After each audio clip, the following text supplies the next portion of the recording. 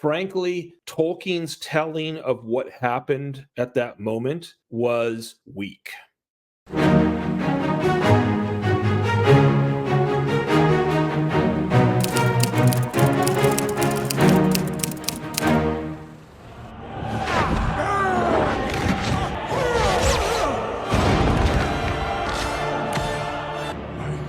The chance, but you had elected the way of pain.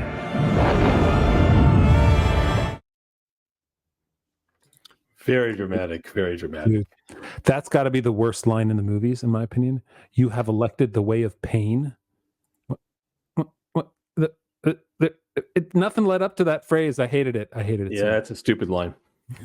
So that is the wizard duel. I think this is the point where the movie lost me when I first saw it, because I hated the scene so much. It was so different than anything in the films or in the books at all. It had no bearing on the relationship that Tolkien established between these two wizards and how it would have, how a battle would have happened between them. Clearly Gandalf's a powerful wizard. He fights a Balrog. He stands up to the Witch King. But this is not, at least right in my sub-creative mind, this battle between wizards. And I cut this shorter. I cut it shorter than what it was actually done in the film. So it was even longer. But this scene, this is nowhere near what Tolkien wrote. I will read exactly how Tolkien wrote their battle went in the books. So yeah, it's short. Here it is. They took me and they set me alone on the pinnacle of Orthanc, in the place where Saruman was accustomed to watch the stars. And who are the theys? They were the orcs, not right? Orcs. Or the Uruks. Nope. Unless no? Who's they? No, the guards. So there's human. So that's right. He doesn't have them yet because it hasn't been Well, no, but it is transformed in the time that he's there, because all the pits and all the machinery and all that sort of stuff is starting while he's at the top of Orthanc. Right. Does he say they, like we're in the books? I missed that. Does he mention the guards in there?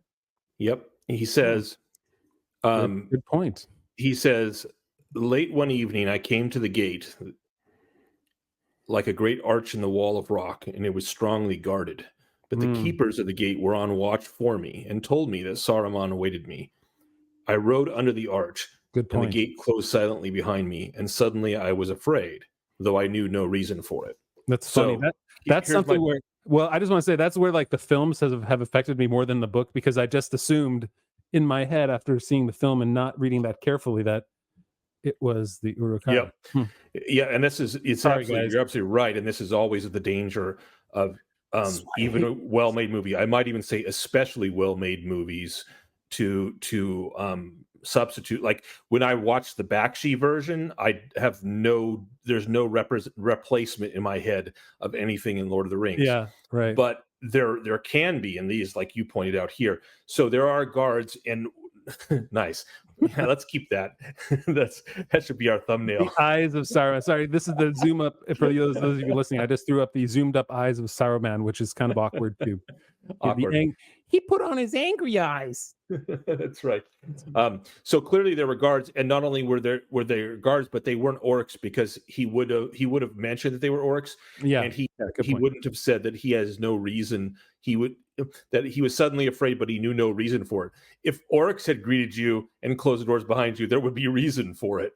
So it wouldn't, and that wouldn't have gone without notice that Saruman was using orcs. So they have to be men of some kind, probably Dunlendines,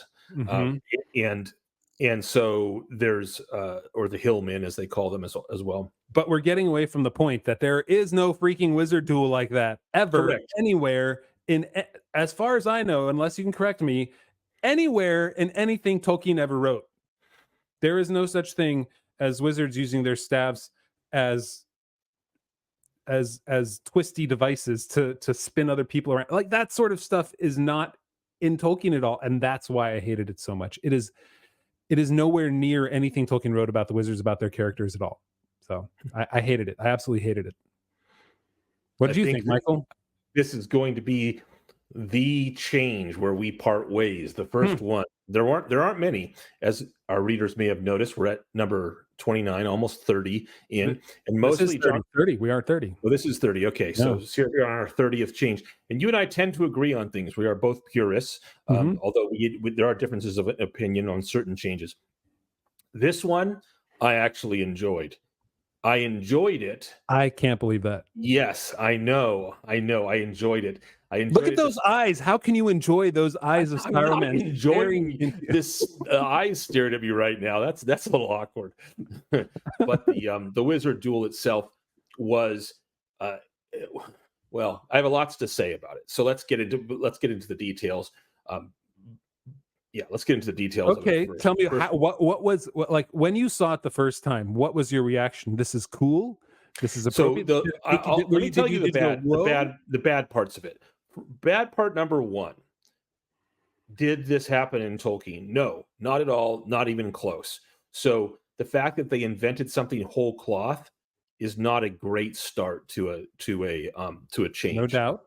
However, there were Mhm. plenty of whole cloth inventions, as I mentioned in the past, like Boromir's interaction with the hobbits and a variety of other Sure. scenes that just didn't happen at all. Yes. And in Tolkien's writing, but could have happened in the sense that they were not they were not inappropriate for Tolkien's world. In this particular case, we have here's why I liked it, because it was cinema, and because frankly, I know I'm about to get so much hate off of this comment. I'm going to say, frankly, Tolkien's telling of what happened at that moment was weak. So the fact that Gandalf would just be like, "You can't convince me, so I guess I'll meekly go to the top of your tower," and there's no interaction whatsoever. It's almost like Tolkien ran out of juice in terms of his storytelling at that moment, because he had been so good about this great dialogue between Gandalf and Saruman and the attempt to corrupt Gandalf and Gandalf not being corrupted, and then it just like, and I guess I'll go to the top of your tower now and sit there until I die. I mean, it's so dumb. Well, okay, let me read the line that he said.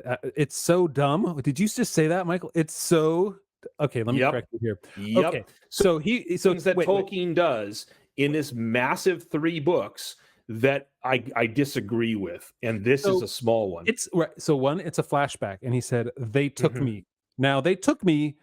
You could have things born out of they took. You said like this is a scene they created out of whole cloth. However, the scene created out of whole cloth, yeah, they took me could encompass that scene, or it could encompass something different. Here's the problem with the scene is yes, I don't mind them creating scenes that enhance the characters that Tolkien wrote. This here changes the characters that Tolkien wrote.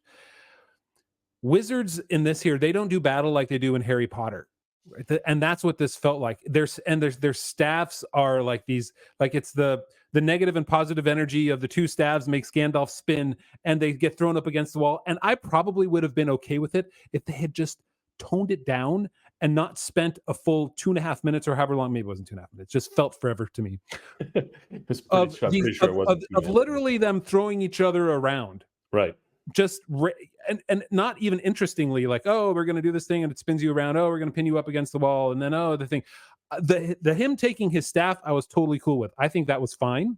I think that was appropriate. It's all the stuff that comes before that, where it's just a battle royale. It's like the WWE. It's just so physical, and it's not at all within the characters. So here's the thing. Of these wizards. I don't disagree. I don't disagree that there were changes. There were aspects of the fight that I would have made different. But let me start with the basic premise, which is I like the fact that they had that Gandalf did not go meekly as he apparently did in the books.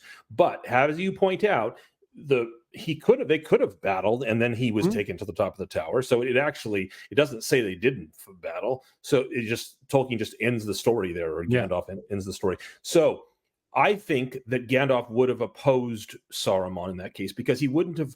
I agree. And so in opposing, Gandalf opposes as a warrior opposes. He is in fact a warrior, as it's made clear so many times in the books. So they could have fought. And in fighting, how would they fight? One of the interesting things that I found about it, here's why, and this is going to sound a little odd because I'm about to say two things that are contradictory. I liked the fact that they weren't throwing around um, light beams, explosions, fireballs, things like that. They showed the magic to be like an extension of their will. Like they were going through, they were using their staves to basically strike each other like swords. Like Saruman has cuts on his face. Okay, he at the end of this now. And so with their will is being used. The way I always took it as their will is being used through their stabs as if it was a physical blow, like pinning you up against a wall, striking you, flipping you. This is their will, but it's invisible, and a wizard has such an immense will that, and they use their staves for it. By the way, that's why Gandalf didn't want his staff taken and the Golden Hall when Hama was supposed to take his weapons. That's why he breaks Saruman's staff at the final confrontation between Gandalf and Saruman. The staff, to be clear, the staff is not like a wand in Harry Potter. It's not. It's not. But it is it does in fact aid in the extension of their power. Okay. So now here's what's funny about that. Magic in Middle Earth is understated compared to magic in other things. It is. Many other things like Harry Potter or Dungeons and Dragons or things like that. So I appreciated that the magic there was understated up until he started spinning Gandalf on his head. That was stupid. That last scene, the line was stupid and the move was stupid. So I won't argue that. Okay, but wait, not only that, the yell that we just saw right there. All right, look. Yeah, like really? That's what Saruman does. He yells in anger? Actually, I'll go toe to toe with you on that. In battle, it is actually very human and normal to yell as they're not humans. They're Maiar.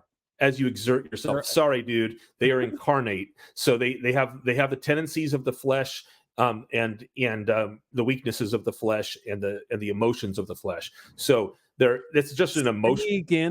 Spinny Gandalf. That's I didn't defend that. You have chosen the path. I didn't defend that. Okay, so let's be clear. I apparently have to repeat myself. I do not defend the last spinny scene and the stupid line about you've chosen the path of pain. That's dumb. But the wizard duel itself, which nowhere appears in Lord of the Rings, I think was an appropriate extension of wizardly power and magic using their staves. Okay. Using invisible force and not blasting. Funnily enough, here's what's funny: Gandalf in Tolkien's work actually throws fireballs. Go to the Hobbit. He turns pine cones into fireballs and throws them at the wargs. Yeah, that's Gandalf actually makes explosions. No, wait, I can't let you get away with that. He doesn't throw fireballs out of his staff. Right? No, he doesn't, and he doesn't hear either. He uses a physical thing. He uses a physical thing. But there's more. He calls down lightning on Weathertop. He uses explosions, blinding flash and explosions with the Goblin King, killing the Goblin King.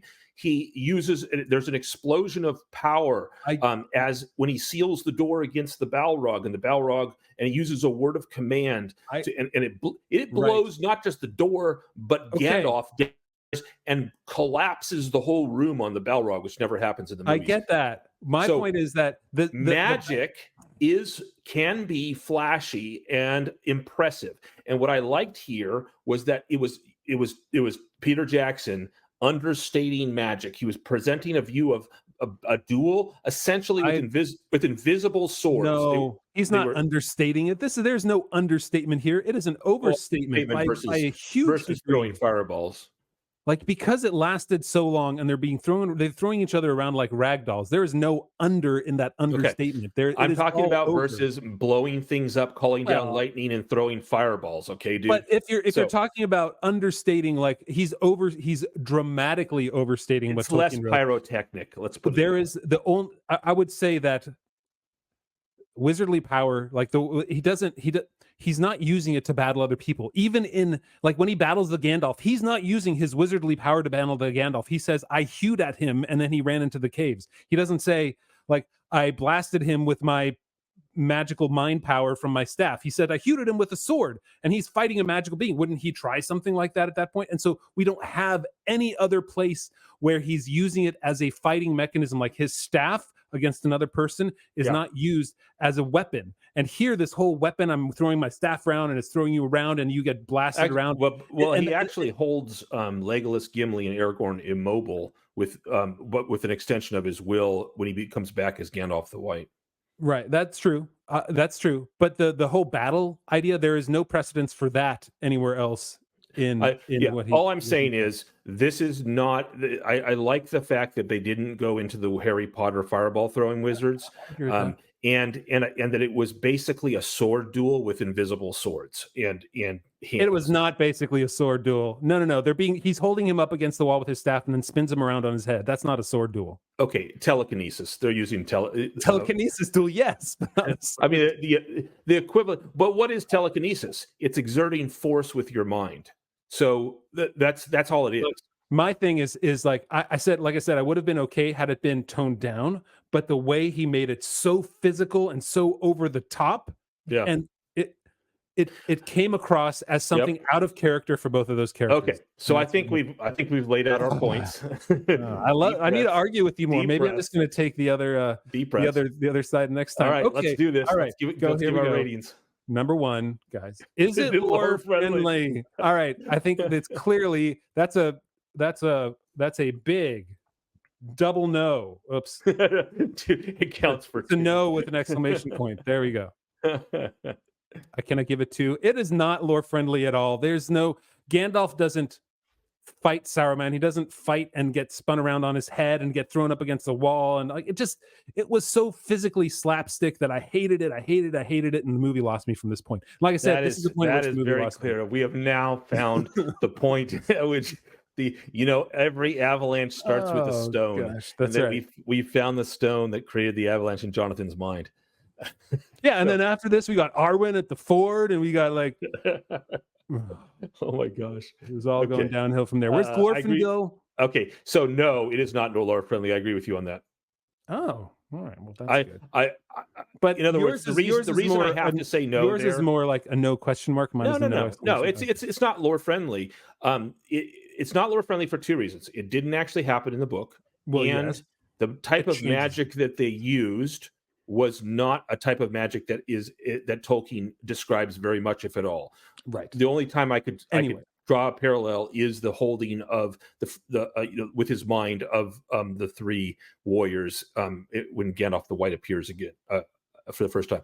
But that's not, and that's weak. So the type of magic, but I found the type of magic to be different from our usual Harry Potter crap, that different enough and a little bit understated. Now, what they did with the spinning and all, that's not understated, but the use of invisible force as from your will, I like that. But nevertheless, it doesn't change the fact that it's not lore friendly in that regard. Agreed. All right, move on. Change make for better cinema? Hell yeah. It absolutely does. It's great cinema. No, it's not. I thought it was slapstick. I thought it was spinny thing at the end. The spinny thing at the end was unfortunate, but the rest of the battle was great cinema. Here's the thing. I'm not even saying it's bad cinema because it's not Tolkien. I think it was dumb. It was done in a very poor way. Yep. Agree to disagree. Throwing Gandalf up against the wall and then like just walking around. Agree. I think that's cool. I think throwing people up against the wall with the power of your mind is cool. I thought it was cool in Return of the Jedi, and I thought it was cool there. Okay. The coolest part of the whole scene was this part right here, and I'll show it again, which is him grabbing his staff. That framed and the way that he grabs it and holds it right there. It looked great, and I think that was really appropriate for how he did it. Like I like that. So this is a battle. This is a telekinetic battle between wizards. But anyway, how does he get his staff back? I don't remember. Does he get it back in the books? He does. In the movies, doesn't he? Like, he still has it. Actually, that's a great point. I just realized that. Like, how does he get his staff back? Saruman wouldn't have given it to him. So Goyir hovers by the window. He jumps in, where pulls it out. Why here knocks politely on the front door. Excuse me. How'd you get your staff back? Now I gotta, We should make that a change. Well, why did he get his staff back? He kind of feels It's not like, a change because actually it would be. Well, no, because Gandalf doesn't say he took it away from him, so he would have still had it. No. All right. No, it does not make for better cinema. I'm glad that you agree with me on this one. I do not agree with you. It makes for much better cinema. How much do you like the change? Go Guys, for it, Jonathan. Yeah, there's the lowest possible. This is one of the ones because this was the point at which it ruined the movie for me, and I'm like, this is nothing like what I read. You have answered consistently with the rest of your discussion about this. How much do I like to change? I like it. I think it was a fun wizards battle, and it was Gandalf would have fought Saruman, and I liked the telekinetic battle between wizards. So via stabs. So I liked it. It wasn't the best because of the stupidity at the end, but I liked it. 4.4. What the crap? Exactly. 4.4. Yep, I liked it. I thought it was fun. And it was. Am I gonna have to find another person to do this podcast with, or at least to like come on the side? No, like, all right, you continue with this one. I got to start a whole nother one. I feel That's right. now. That's right. But I thought you were Protestant. You don't believe in mortal sins. This is not mortal. Yeah, I'm Protestant. Right. I can decide whatever I want in my own denomination, right? This may be the only one that we disagree so much on, but we do disagree. There might be others on this. I like that's interesting. Like, so this was so Lord of the Rings was the book that introduced me to fantasy. I had not read any fantasy books other than maybe did I read The Lion, the Witch, and the Wardrobe. That might have been the closest thing at this point, but which is to call that a fantasy book is not. I don't feel like it's the same thing. This was the book that introduced me to fantasy, and so everything, my foundation of what I understood these classes of characters to be was grown out of this. And I feel like other people who had more experience in that probably found this type of change more appealing than I did. Because for me, it was about what Tolkien wrote. That is me. Like, I read so much fantasy and so much sci-fi that one of the things that I always found mysterious was what Tolkien was deliberately coy about it because he hadn't fully developed what magic was and wasn't. He liked that air of mystery, as we pointed out from on fairy stories, that there should be this mystery with magic. And so anyway, I find telekinetic battles to be interesting and much more interesting than blowing things up and calling lightning down. I agree. And I was one of our users, I don't know, on our Discord channel, one of our members, thornery.com/member, Maciej. How do you pronounce that? That's got to be like Eastern European. Maciej. Yeah, that sounds. Is he a new one? I think they're freeloader, but hey, I'll give it to them anyway. But they said, let's give the movie credit. They avoided generic spells, fireballs, and magical rays, and I completely agree with that. It's just the rest of it sucked. Yeah. So, yeah. Wow, that was fun. Yep. Man, got my blood going, and got your blood pumping. Got your exercise for the day.